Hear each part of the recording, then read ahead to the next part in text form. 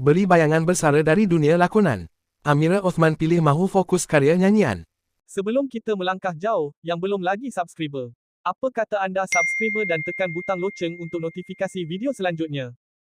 Penyanyi dan pelakon, Amira Othman menjelaskan bahawa penglibatannya dalam dunia lakonan sebelum ini hanyalah sebagai ruang untuk mencuba perkara baharu serta menimba pengalaman dalam industri seni. Menurut Amira, lakonan bukanlah bidang utama yang menjadi fokusnya kerana keutamaan sebenar adalah terhadap kerjaya nyanyian. Saya memang utamakan bidang nyanyian. Sebelum-sebelum ini saya berlakon sebab saya nak cuba benda lain dan belajar perkara baharu, katanya.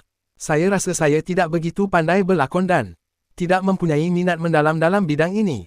Kalau komedi ringan mungkin boleh, tetapi watak berat biarlah diberikan kepada mereka yang lebih berbakat. Kongsinya, saya bukan pelakon profesional seperti Fatah Amin. Tapi, saya menganggap ia adalah satu bidang untuk saya belajar.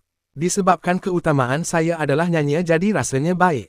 Saya utamakan dahulu karya nyanyi saya lah. Lakonan ini cuma bila ada kesempatan dan bersesuaian dengan watak, kongsinya.